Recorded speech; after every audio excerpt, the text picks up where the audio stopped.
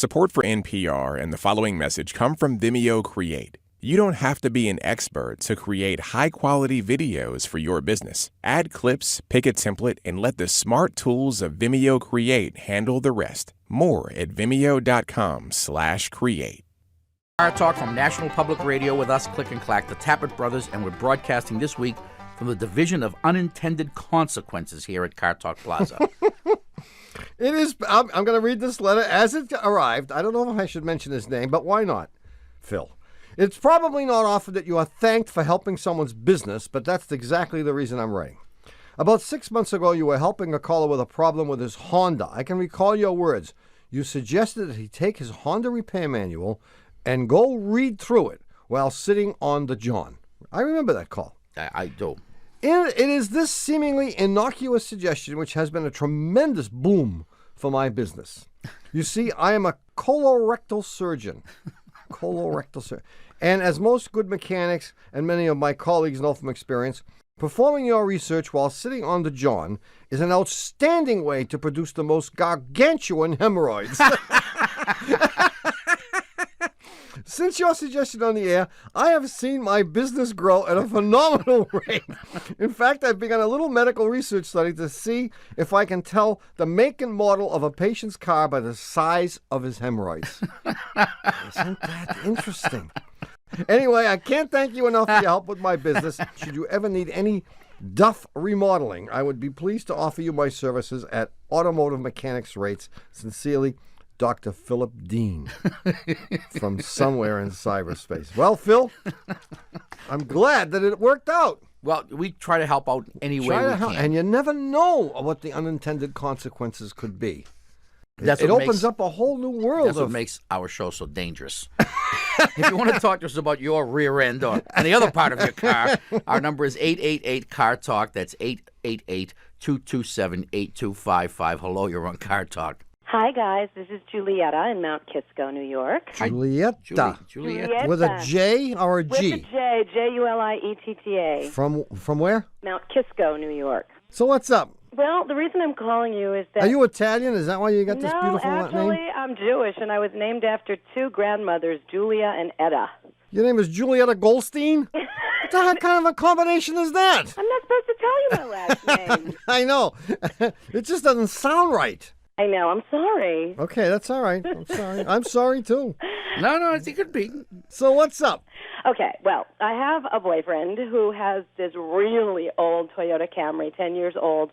When he ever parks it in my driveway, which is kind of on an incline, he can't restart it again. And he swears it's my driveway, and I swear that it's his car. And he has this wacky theory that if he disconnects one of the cables to the battery and gives it a rest and disturbs the arc or some such thing, he tries to tell me. Yeah, see? Is he into, like, alchemy and stuff? Yeah, right. And he wears, like, this wizard hat when he does it. So anyway, I just say get rid of the car, and I said, it looks like there's a little corrosion here. And he goes, oh, no, that's nothing.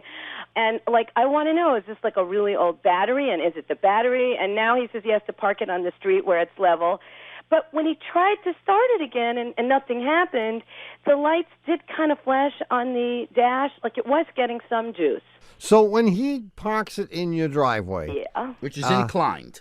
Yes. Inclined downward or upward? The back end of the car is down. Does it make a difference if he flips the car around so the back end is up? No, we never tried that. Never tried that. All right. So he drives up the driveway, and he shuts off the engine. Right. And he comes into the house and stays for some period of time. Yeah, like maybe overnight, maybe. Okay. Possibly. Is it ever longer than that? Is this a mechanical question? Well, we're just wondering if there's another boyfriend that comes on the other nights. It's like never more than like 18 hours. Well, what's the least it is? The least? What if he parks there for 20 minutes? Will it then start? Yeah. Well, actually, it's only happened twice, and since the second time, he won't even try parking in the driveway, so I don't know. And on both occasions, it was an overnight affair. I should say. You could say that. Late night, at least. A late night thing. And the next morning... Who says it's an affair? It was the wrong choice of words, an unfortunate choice of words, and I apologize. So he comes out the next morning, he gets in the car, he turns the key, and absolutely nothing happens. Is that correct? No, not nothing. What? We'll hear a click. We'll Yeah. look and we'll see inside on the dash that some of the lights are attempting to light up. And how does he then get the car started? Well, one time we just rolled it down onto the street when it was level. Yep. And we waited a while, and he cursed a whole lot, and then it started. And the second time that this happened... Are there any particular curse words that he may have used? And did they, I was don't it in know. the form Well, of an incantation? You're going to edit this, but he just yells, "This sucks!" No, we won't edit that out. No, he just yells in the driveway. He stands and goes, "This sucks! This sucks!" and if he yells it enough, Yeah, maybe then that's... it makes Maybe it stop. Camrys work with this. I don't know. well, So that's he's why I'm clearly asking. not one with the car. But when you say you rolled it out of the driveway and he got it started, is it a stick shift car? No, it's No, not he just automatic. waited. Yeah, he just waited. He just let it sit there in the street where it was level. According to him, the incline has something to do with the loss of power that of the was battery. his first excuse. Okay, this man is not making his living from anything scientific, I hope. No, he's an attorney. Ah, Is that scientific? no. Yeah, and you know what's frustrating him? What? That he can't find anyone to sue in this matter. No, that's not it. He's not that type anymore. He's no. not. Not anymore. Oh, No, but he he- used to be. Oh yeah, many years ago, hated it. Okay, now let me just get this straight. When was the first time that this happened? It was a couple of months ago. It was springtime. It wasn't cold. Ah, okay. So Wasn't would cold. that be the first time he stayed over? No, it would not. And as a matter of fact, the first time it happened, his kid was with him, and he didn't stay over. Well, obviously. I just remembered that. Oh, you just remembered that. I just remembered that the first time his daughter was there, listening to him scream and yell at the car. Uh-huh. So the Okay, so- stay was obviously a lot shorter. It's just a yes, few hours. exactly. And so he's been driving this car for the past several months. Doing nothing about it. See, right. that was just to determine whether or not it was the alternator or the battery that's at fault. right. And the second And it's not time, the alternator. And well, then the second time that he tried. I don't care about the second Okay, time. fine. Keep your personal business to yourself. I'm talking about the battery, guys. Oh, the battery. The battery cables. Police. He needs a battery. That's what I said. He Yeah. could. He could need a battery. Maybe he got a bad cable. Maybe, as you pointed out, there's corrosion. But it's relatively simple to figure out. So like he shouldn't sell the car and get another one? No, No, he should take it to the garage that he might find somewhere. Mount Kisco, Sunoco. Mount Kisco, Sunoco. We have one? Yeah. Okay, I'll Yes, go you look. do. It's over there on Main Street. Okay. Elm Street. You're so good. No, and they'll test it. My no. gut feeling is that he needs a starter motor. Okay. No. No? No. Well, My make up brother's your mind. crazy. No stinking starter motor. All right, you're right. I don't know what he needs. Oh, great. I called and you don't know what it is. Thank you. But I stick with the starter motor. See you, Starter Julieta. Thank you. Julieta. Julieta. Julieta. Ciao. Grazie Ciao. mille. Ciao. 1-888-CAR-TALK or 1-888-227-8255. Hello, you're on Car Talk. This is Fidel over here in New Mexico. Fidel. Yeah. You live in the entire state of New Mexico. Well, actually, I live in California, but I'm driving a truck, and I happen to be in New Mexico right now. Hey. Excellent. Okay, go. What's the question? Do you guys take a little something in the morning to help along your happiness? Yes, in fact, we're taking it as we speak. Oh, okay. We'll have to talk about that later. Maybe you can help me out. Anyways, hey, my deal is I have a 94 Chevy pickup, and it's got 22,000 miles on it. It's got the 350 5.7 liter. How many miles? 22,000. Oh, you're always driving your big truck, so you don't drive this thing. Yeah, exactly. I put 140 a year on my big truck, so that doesn't leave much time for my pickup. Not Yeah. much. And when I come to a stoplight or a stop sign, it will periodically shudder. But I mean, it doesn't. It's not like a shudder. It's almost like turn the ignition off and you turn it back on. And I mean, you can see it. It fluctuates about 50 RPM on the tack. And I mean, it's hard, and it seems to do it twice. But it runs smooth. I mean, when you take off, there's no hesitation or anything like that. It just does it when you come to a stop sign, and or a stoplight. You're right. But otherwise, when you're driving at high speed, it's never a problem.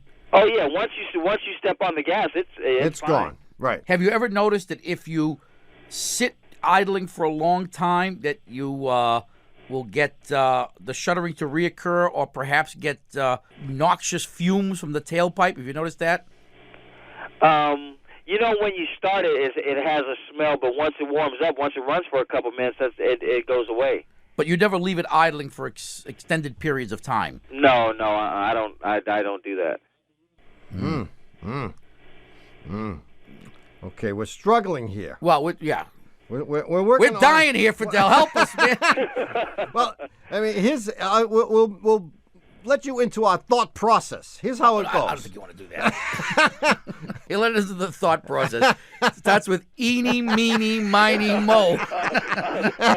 Here we go with the 8-ball. No, I mean, the first question we're asking ourselves, I think, is it fuel-related or is it electrical? I don't think it's either. You don't. No. Well, I mean, it's fuel-related in a sense. It is. It's one of them. It's always one of those two. What I think it is a bad oxygen sensor. You do. I do. I don't think the oxygen sensor is sending the right data stream to the computer, and it's particularly apt to misbehave when the thing has been driven and then stopped.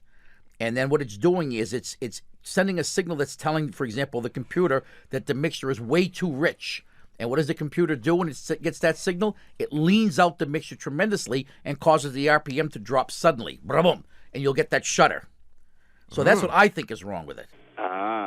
So you need to take it to your Chevrolet dealer, or whomever you take it to, and ask them to test the O2 sensor.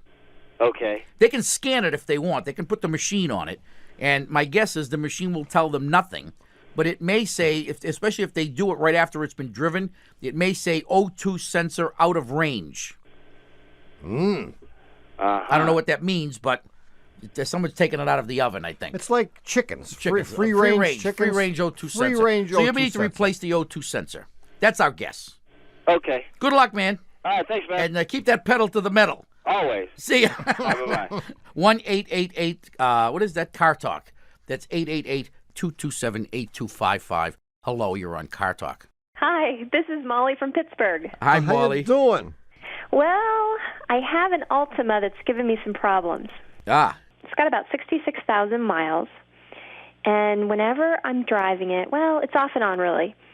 Whenever I let up the clutch, it sounds like the sound of a cowbell, like you're hitting a spoon against a coffee can. A cowbell. Yeah, it kind of sounds like a cowbell. A dull... But it's muffled. It's Doink. boom.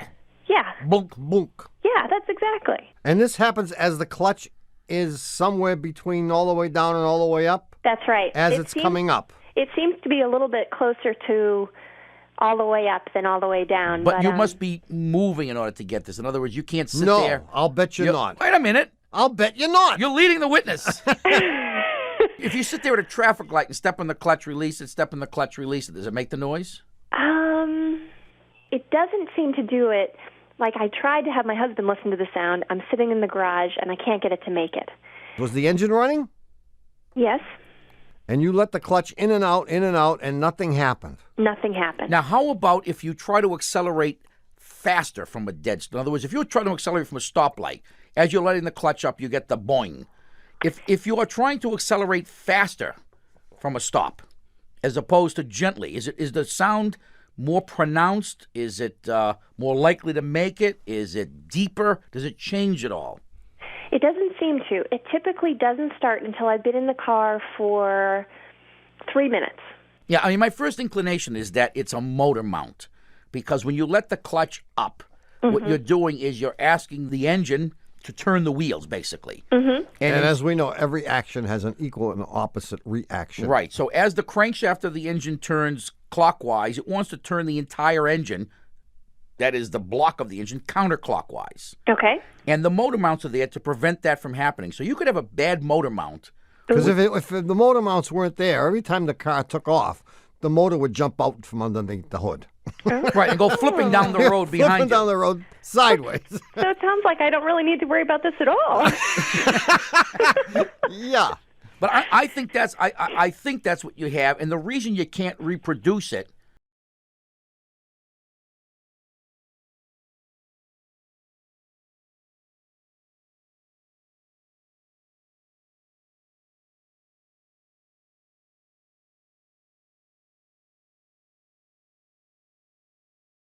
And even though levitating yogis fall out of the air whenever they hear us say it, this is NPR. This message comes from Car Talk and NPR sponsor BetterHelp, the online counseling service dedicated to connecting you with a licensed counselor to help you overcome whatever stands in the way of your happiness. Fill out a questionnaire and get matched with a professional tailored to your needs. And if you aren't satisfied with your counselor, you can request a new one at any time, free of charge. Visit betterhelp.com/cartalk to get 10% off your first month. Get the help you deserve with BetterHelp. This message comes from NPR sponsor Fidelity Wealth Management, where a Fidelity representative can give you a complimentary wealth planning review and walk you through Fidelity's one-on-one approach to wealth management. From exploring strategies that align with your goals to assessing the impact taxes have on your portfolio. Learn more at fidelity.com/wealth. Investment minimums apply. Fidelity Brokerage Services, LLC. Until recently, Edmund Hong says he didn't speak out against racism because he was scared. My parents told me not to speak up because they were scared. But I'm tired of this. Listen now on the Code Switch podcast from NPR.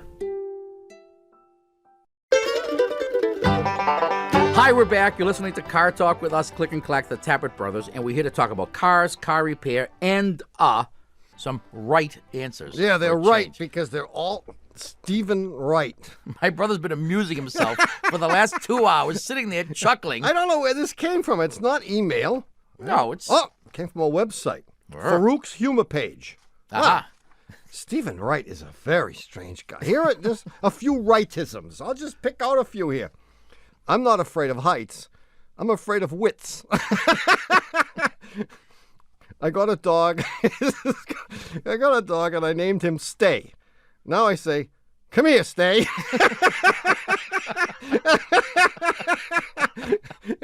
One day I spilled spot remover on my dog. He's gone now. I stayed up all night playing poker with tarot cards. I got a full house and 4 people died. The sign said 8 items or less.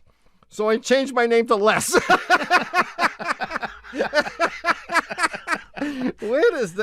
Whoa. Woo! This man is gone. Well, good for you, Stephen. Hope they let you out of the home soon. No, stay in. He may do his best work there. Hey, look, if you have a question about your car or anything else, our number is 1-888-CAR-TALK. That's 552-872-288881 backwards. Hello, you're on Car Talk. Backwards now. Hello. Hi, this is Jeremy in Baltimore. Hi, Jeremy. What's happening, man? Well, my wife and I just had twin daughters. And you named them after us. Well, actually, no. You didn't. No. Okay. All right. So the girls have put us, in for a lifestyle change, and we just went out to buy a station wagon. Yeah. And we were test driving Subarus and Passats. And it sort of reminded me of a problem. Whenever I ride in a Volkswagen, at least a new Volkswagen, I get car sick. Yeah. And I don't usually get car sick, but I do in Volkswagens, in Passats, in the new Beetles. Do you get just sick? I mean, you get distressed, or is there the whole thing? I just get distressed. I feel queasy, uncomfortable.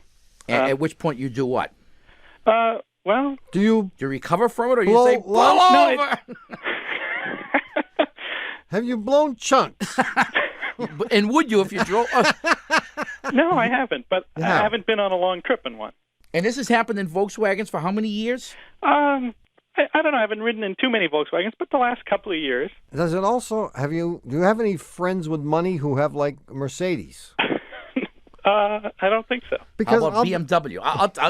I'm going to agree with my brother here. I think it has to do with the dashboard. Aha! The plastic. That's what I suspected. Well, I have no evidence whatsoever, but in my humble opinion, I think that whatever product they use in Germany for some reason, the German cars seem to have a different smell. They exude some kind of horrible, poisonous, volatile, organic chemicals. the stuff probably isn't any more harmful than the stuff that you can't smell, or at least isn't offensive to you. But I often, especially in BMWs, will get nauseous. There you go. That's probably made in Germany too, isn't it? What are the chances of that? Well, you know, it's not true that this stuff is harmless, because what's happening is the chemicals are coming out of this plastic. Yeah. They're sublimating, as we say. Well, in what the we don't chemical realize business. is we have a golden opportunity now that we have To sue everybody. Oh, no? Well, no, I mean, the reason they went to plastic dashboards was because of the danger inherent in the old-fashioned metal dashboards you may remember from your youth. Right. But now that we have... In which people would die instantaneously, and now they die slowly. Right. Slowlier. But my point being that because we have seat belts now and airbags, we can go back to metal dashboards. We don't need these stinking... Wouldn't that be And great? you can put your plastic Jesus with the magnetic base. Yeah. I mean, they ruined it for us. You could stick all kinds of stuff on a metal dashboard. Oh, yeah. And plastic dashboards came along and ruined that whole thing. The short answer is buy the Subaru. That's what we did, actually. Good. You did. Good thinking. It's better than puking every day. Yeah. Hey, that would be their new advertising slogan. Buy a Subaru. It's better than puking every day. And do you like the Subaru? It's great. Oh, great. We like it too. Yeah. See you, Jeremy. Thanks. Good luck. And Hi. have fun with your twins. We will. 1-888-CAR-TALK or 1-888-227-8255. Hello, you're on Car Talk. This is Sigrid Snyder from Leesburg, Virginia. How are you? Sigrid? Yes. S-I-G-R-I-D? My goodness gracious, you must have looked it up in the dictionary. See, you notice how I just No, you pulled said that? it so perfectly. Yes, you Thank enunciated you. so well. Where are you from, Sigrid? I live in Leesburg, Virginia. Leesburg, Virginia. Yes. Transplanted here from Munich, Germany. Got it. Well, we figured that. Wow. We didn't know Munich, but we figured someplace in Germany. How are you, Sigrid? I am fine, thank you, and hopefully after I talk to you, I will be even better. How long ago did you get transplanted? 38 years ago? And is it taking? Well, so-so. As long as I make my, Are you still trying to escape and go home? yes, as long as I go home once a year, it's Oh. all right. Yeah, that's all right. Yes. So what's up? I have this Nissan Altima that I got for my daughter, bless her heart. Mm-hmm. A deer hit her once, but other than that, she has had no A problem. deer hit her. Yes, well, That's interesting. she is such an animal lover that there's no way she could hit the deer. Of course So not. it had to be the deer's Yeah, fault. You our know sister how claims that a children are. tree hit her last week. The deer is a little bit more And credible. a stone wall. That's absolutely right. All of a sudden, it came alive and it headed right for me. So what problems are you having, pray Well, tell? this is the strangest thing. I took it in for an oil change to a local gas station here. Mm-hmm. And after I picked it up from the oil change about 2 or 3 weeks later, I noticed the oil light came on. Only when I stepped on the brake, though. And very short, and then it went off again. Uh-huh. So a friend of mine, her husband, checked it out. And he said, you almost don't have any oil in there. That's He said, exactly "Put what I was some going oil to in tell there." you. You were low on oil. Right. So I did that, and he said, you may, when you take it in for your next oil change, have the guys check it for a leak. He said, you may have a leak. You shouldn't have been that low. And up until that time, it had never used any oil. No. Okay. And how many miles are on it? About 107,000.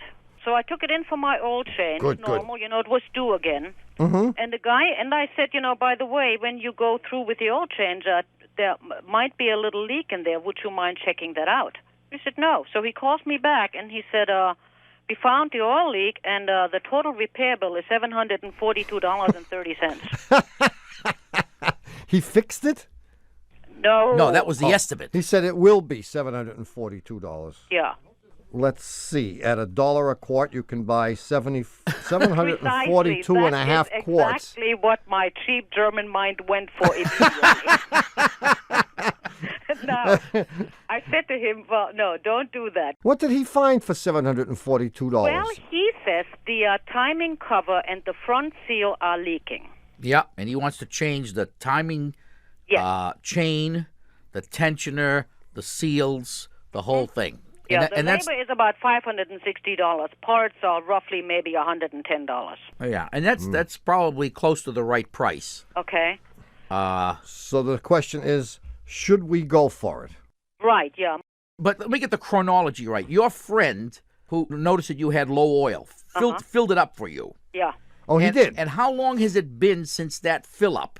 It's been about 2 or 3 weeks. And it took many weeks before the oil level went from full to down 2 quarts. Right. So let's say you are leaking oil at the rate of a quart every 500 miles. I think that's a conservative number. Yeah. And it might continue at that level for quite a while. Right. So you could leave it and just continue to add oil. As my brother says, you can add 742 1/3 quarts. Yes. And I'll be retired by the time I use up the $700. Well, here's the only flaw in that logic, is that the oil leak could get a lot worse without your knowing it. Until it's too late. And here's when it's going to leak. It's going to leak when you take a trip of 200 miles with it. Right. It will be, you check it every day, but you're driving 8 miles a day. No, I'm driving about 40 miles a day. All right, 40 miles a day made me a liar. Yes, I am. Right. But one day you will take a trip of 200 miles and you will seize the engine because you will have run it out of oil. And that's the danger. If you're planning to keep the car for the long haul, yeah, I do plan to keep it. Then you should fix driving. it. You should fix it. Okay. Well, I'm going to have to before you do it, before you spend the $742.50, I would take a trip to your local parts store and look on the shelves where you will find all kinds of jars, Are you getting a bottles, and kickback from cans. these guys? And look for something that says on it, fast. Fast? Fast. And then read the smaller print and make sure that it says, stops oil leaks fast. Because there are things that do other things fast as well. You don't want those. You just want the one that says stops oil leaks fast. And it'll tell you to pour a quart of this in your toilet or in your car or in your engine or somewhere. You might as well pour it down the toilet.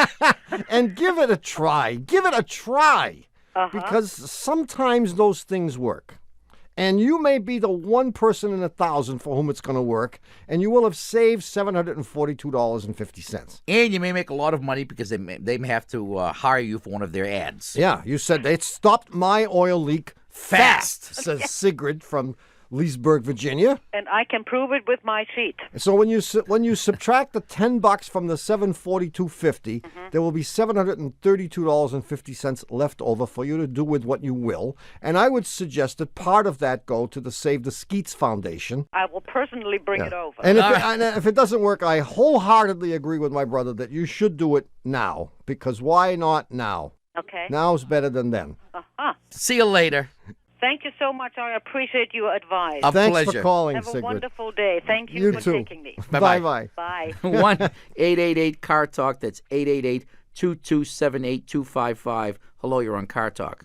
It's Mike Nelson. I'm calling from Ann Arbor, Michigan. Hi, How Mike. you doing, Mike? Good. What's up, Mike? Well, it's kind of a weird thing. A couple weeks ago, I went to Seattle with my children, my 9-year-old daughter and 6-year-old son, and we were out at the airport renting a car. And when we got out of the car, my daughter was getting some clothes out of the trunk. We were going to change our clothes, and she kind of hung her blouse down there right by the exhaust pipe right at the time I started the car. And she came running up and said, "Daddy, the car sucked up my shirt." Yeah. I thought it was weird. She asked me why, and I mean, did the shirt, disappear? It went inside, yeah. She showed me, I walked out and looked, and she said, yeah, it went in there. And Really? So, really? I revved the engine thinking it might blow it out, but it didn't come out. Doesn't anyone screen these calls?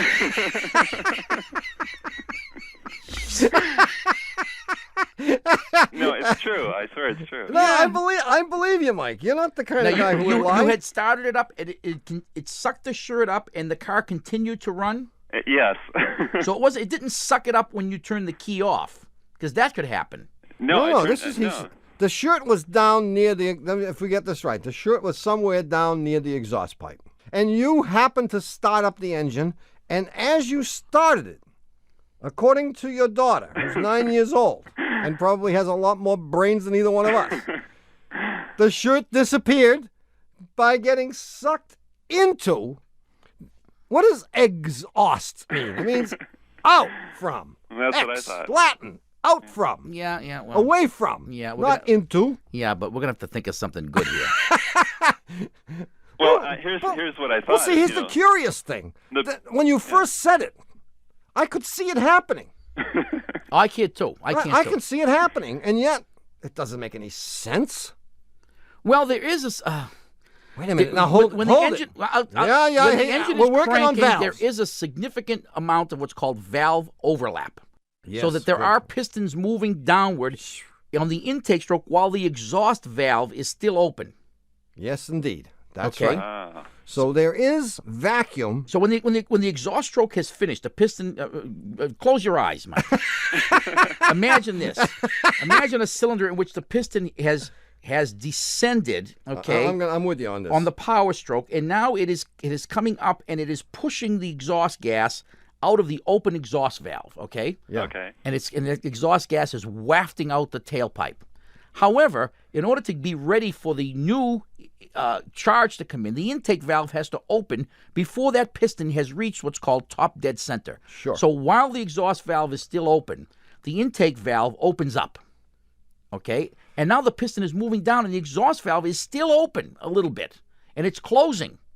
My brother's got that look in his face. It's closing because you need time to get all that stuff, and it's possible to have a little negative pressure in the exhaust system. Don't start laughing. You're ruining the whole mood. You can't be laughing. Oh, that's a credibility destroyer, man. You can't go laughing during a science. You think they laughed at Einstein? It sounded good for a while. But it sounded good for a while. Where did I go wrong? Well, what happened? I can tell you. You can tell me? Yeah, you said a little. A little. The word was a little. That was it. I mean, I was trying to visualize an entire shirt. Well, I can't do the whole shirt. It must have been, still a little kid, 9 years old. It was a little shirt. That's right. It was a little blouse, yeah. Well, I mean, the thing is, we have to believe what happened. And we can't say that this is crazy and therefore it didn't happen because we have an eyewitness, this 9-year-old girl. And I looked all over. I mean, and she said, no, it went right in there. And yeah. I said, if we know that it happened, then there has to be an answer for why it happened. And my brother's is as good as any. As good as you're going to get. As good as we're going to get. That must be what happened. Well, I am going to leave the studio here, and I am going to go right outside and try this. Anyone got a shirt? No, we'll use 20s. Hey, Mike, thank you for helping in science, furthering knowledge on the planet. See you, Mike. Hey, thanks a lot. Sucked up the shirt? Okay, we're going to try it as soon as we leave. We are. You get changed for 20? All right. It's time to take a short break. How short? Real short, like just a minute. Oh, too short for a nap. Right, exactly. I'll have to nap during the next few calls instead. Well, I'll let you know if anyone notices. We'll be back in a minute. We hope. On the highway, dead animals, laying lumps and chunks. I counted all the cats and dogs, the Greeky took the skunks. If I had a nickel for everyone I've seen so far, next time we stop for gas, wouldn't have to siphon from a car or a truck. Feels like I might be running out of luck. And even though elephants try really hard to forget whenever they hear us say it, this is NPR. This message comes from NPR sponsor Fidelity Investments, introducing Fidelity Income Planning. They look at how much you've saved, how much you'll need, and help you build a straightforward plan to generate income even when you're not working. A plan that gives you the chance to grow your savings and create cash flow that lasts. Plus, you can start, stop, or adjust your plan at any time. Talk to Fidelity today so they can help you go from saving to living. Fidelity Brokerage Services, member NYSE, SIPC. How do you maintain a friendship in the middle of a pandemic?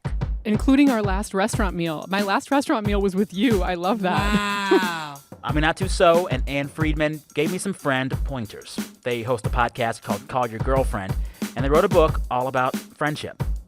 Listen and subscribe now to It's Been a Minute from NPR. Ha! We're back. You're listening to Car Talk with us, Click and Clack, the Tappert brothers, and we're here to discuss cars, car repair, and how to offend at least half the population. Yeah, but which half? Actually, no, I mean, this is not offending. I don't think so. Well, maybe it is. Go ahead. We'll let our listeners be the judges. A short list of why it's good to be a woman. I want to. Am I in trouble already? I want to distance myself from this entire. No. I don't know what it says, and it may be unoffensive, but I just want to, in advance, distance myself. So I'm going to move over here. Okay, go ahead. Fine. It's good to be a woman because we can congratulate our teammates without ever touching them in the rear end. We don't have to pass gas to amuse ourselves. We got off the Titanic first. If we marry someone 20 years younger, we're aware that we will look like an idiot. That's it. That's all. That was pretty harmless. Oh, you didn't read the good ones. Come on. There are more here. Okay. We don't look like a frog in a blender when we dance. How about this one? No fashion faux pas we could make would ever rival the Speedo. That's true. We don't have to pass gas when you use that. Yeah, but you ain't having a good time like we are. That's right. You should try lighting them.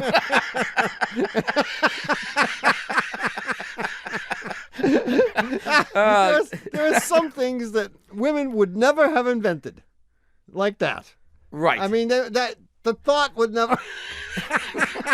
Oh well. Yeah. Well, and I think we discussed once that women don't. At least the women we know don't do practical jokes. Yeah. They don't like practical jokes. They think they're stupid. They're cruel. Yeah. But they're funny. Oh yeah. Never mind. I don't want to go there. All right. Well, don't. Yeah. Anyway, if you want to keep your puzzler skills fresh this summer, we have set up Puzzler Central on the web. Yeah. Where you can get a new puzzler every week this summer. New, different. Something you may not have seen before, but then again, you may have. And you can find that at cartalk.com. And right now, if you have a question about your car or anything else, our number is 888-CAR-TALK. That's 888-2278-2255. 255. If you have a question for Avogadro, his number is 6.023 times 10 to the 23rd. Hello, you're on Car Talk. Hi, this is Dennis from Santa Rosa, California. How many ends? 2 ends. 2? Santa Rosa. I thought it was only one end of the Santa Rosa. Santa Rosa. Haven't been there, but is it nice? It's nice. I'm looking at my wife's roses at the moment. It's north of San Francisco. Yeah, we know where. We just don't know what. Yeah. So what's up, Dennis? What I have is a sort of an automotive mystery. It's not so much a problem. I have a 1978 Toyota Land Cruiser. And the other evening I was camping, and I left my radio on most of the evening and ran the battery down. In the morning, I managed to snag a jump start, and I didn't really want to go for a drive to charge it up. And I remembered something an engineer friend of mine told me once. To make the battery charge faster, he said, turn on all your accessories. Turn on your lights, your heater blower, your wipers, everything. An engineer told you this. An engineer. He doesn't work for NASA, does he? No, he works for a battery company. In any case, this is an old vehicle, and it has the needle-style ammeter or whatever. Yeah. And with the engine idling, I brought the idle up a little bit with the choke, and it was showing on the charge side. So it was on the plus side, and then? Then I pulled on the heater blower full blast. And it went way over to the plus side. Bingo, I'm thinking, hey, what he said works. And then I tried the lights. The lights had the opposite effect. The lights took it back down to just barely plus. So I'm wondering, what is there? Is there something to this theory? Well, we have to be careful here because this is a wacko theory. And there have been other wacko theories that we have poo-pooed. And we have subsequently found out they were correct. For example, the business of on a bitterly cold day, which you don't know about in Santa Rosa, and your battery is really low, and you want to start your car, before you try to start it, someone said, you turn on the headlights. The headlights draw a little bit of current, and the theory was that if you get the battery started, give it the idea that you're going to be asking for more. Rather than asking for more all at once, you have a far higher likelihood of starting the vehicle, to which we said, oh, stop it! It works. We have plenty of evidence from dozens of people that it works. Well, we have evidence all over the world that it works. Alaska. Fine. Fine. No, I don't buy it. Well, this guy, your engineer friend, is crazy. No, well, he isn't. He isn't crazy. Here's what's happening. The ammeter is telling you as you turn accessories on that the alternator is producing more electricity.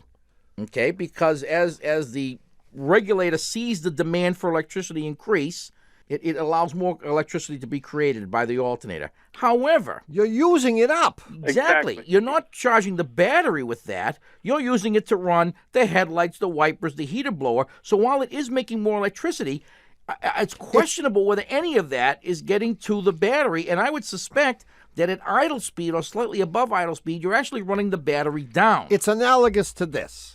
You run out of water in the radiator, and someone says, here's what you do. Poke a hole in it. Poke a hole in the radiator while you're pouring water in the top. It'll hold more. It'll hold more. Well, you'll be able to add more. You certainly will be able to add more, but it sure isn't going to make it fill up any faster.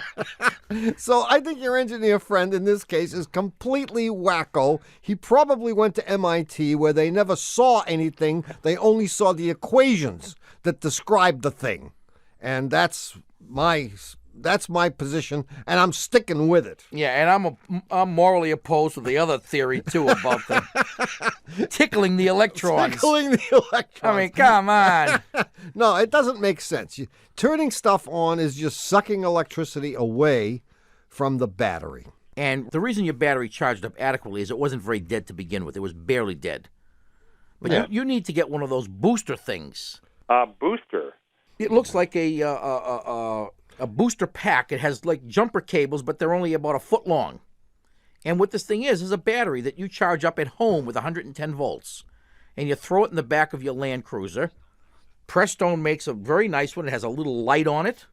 And it has two jumper cables that you hook up to a dead battery, and boom, you start right up. That's what I need, because I do tend to listen to Sylvia Poggioli on Into the Night sometimes. That'll put you right to sleep. Sylvia Poggioli.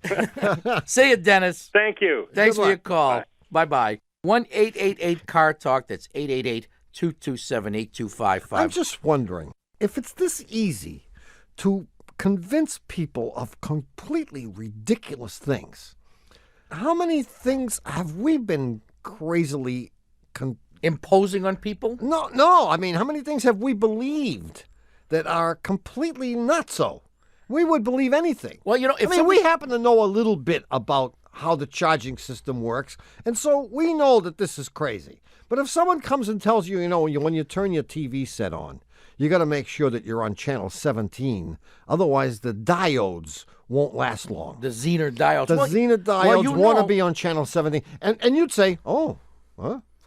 Well, there has to be that element of doubt in there, or that a little bit of the unknown. Yeah. Yeah, I mean, if someone said to you, look, if you want to get your car started every morning, you've got to fill the thing up with the garden hose. You'd say, no. But if there's something that sounds a little mysterious and has just a little hint of a possibility, say, could be. Or can't wait. Can't wait. Yeah, I mean, this Dennis was perfectly willing to believe, and we may yet find out that we're wrong. We may. Some hotshot electrical engineer is going to write to us and say, well, on that particular vehicle, don't you guys know about that had a double feedback rectifier aged in the keg. It's not a simple AC circuit. And the Frank Kirchhoff, you know him, don't you? And so we may yet find out that, but that's why you can pull stuff over on people, because You have to have a little bit of mystery in there. My wife makes up theories about everything. Everything she says, I say, really? You go for it. I go for every one of them. There's a sucker board every day. 1-888-CAR-TALK. That's 888-227-8255. A lawyer on Car Talk. Hi, this is Gail in Salt Lake City. Is that Gayle? No, it's Gail. I know. That's what I wrote. I just have to beg to differ with you guys. I am a woman, and I am a practical joker. You are? Yes, absolutely. What's the latest practical joke you've pulled off? When was the last time you put shoe polish on a phone? When did you last put saran wrap on a toilet? Come on, fess up, kid. Well, how about a remote-controlled flatus machine? Really? Yes. That sound. Where did we get this? Well, I'm glad to hear, and I think we need to hear from more women who are practical jokers, because maybe it's just the women that we know. That's right. I see a nationwide poll here of how many women are practical jokers. Wow. Yeah, I see it. I see it coming. That's it. Anyway, Gail, what can we help you with today? I've always wanted an old VW Beetle, and we can tell you how to electrify the bathroom doorknob. I'm sorry. And have you ever done the saran wrap thing? No. Ask my sister about it. You saran wrap. I tell you, saran wrap a toilet. And especially if you take one of the light bulbs out of the bathroom, it's almost impossible to detect. You can't see it. It's so beautiful.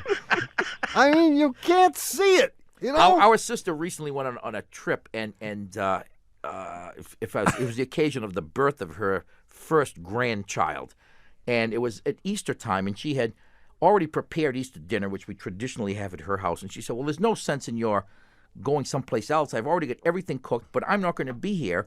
Why don't you guys just come to my house and have dinner? And She said, in fact, I've already set the table. So all you have to do is eat dinner and clean up and go home. So we did even better than that. We, instead of washing all the dishes, we threw half of them out. So we cut down the time, but we couldn't leave without doing some practical jokes. And we short-sheeted her bed, which didn't work because we overestimated her height. And she got into bed and didn't know that anything was wrong. But the brilliant thing we did was we saran wrapped her toilet. And I didn't say anything else, but of course she came home from her long car ride.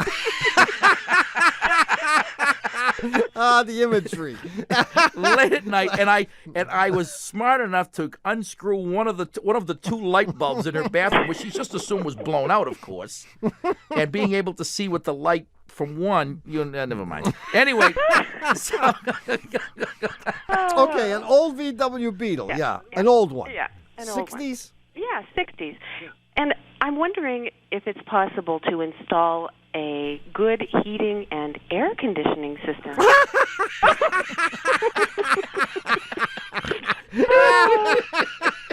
Should I just hang up?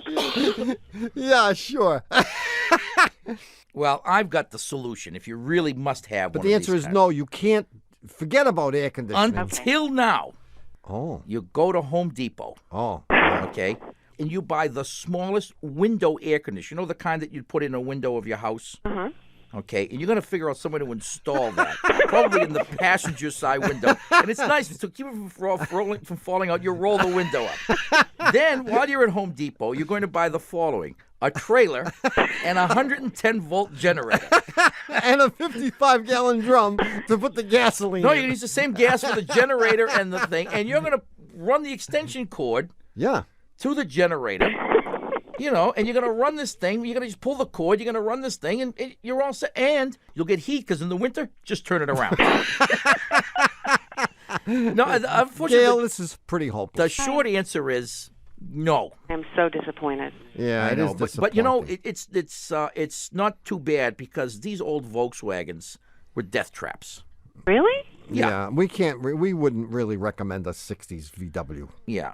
I mean, there was a certain charm to these old ones. Uh-huh. And I understand And that. a mystique. Yeah. Were you a Haight-Ashbury hippie? Yeah, Bay Area, You were. Well, smoke a joint and forget about the car.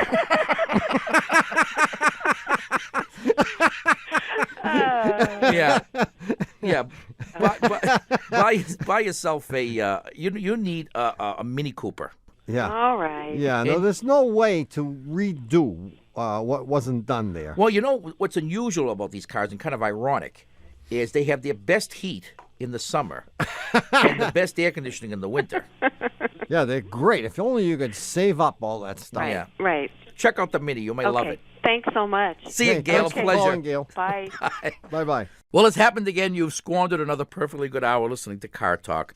Our esteemed producer is Doug the Subway Fugitive, not a slave to fashion, Bongo Boy, Frogman Berman. Our associate producers are David the Calves of Belleville Green and Catherine Frau Blucher Fenolosa. Our web lackey is Doug the Old Gray Mare, assisted by Connie Britchford. Our engineer is John Cartman Perotti. Our theme music is by David Dog Grisman. And our technical, spiritual, and menu advisor, just back from the Contra Costa Continental Breakfast and Contra Dance Confab, is John Bugsy Lawler.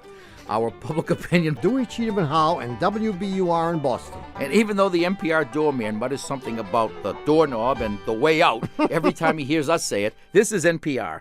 This message comes from NPR sponsor, LinkedIn Talent Solutions. To grow your business, LinkedIn Jobs can help. Connect with their over 740 million members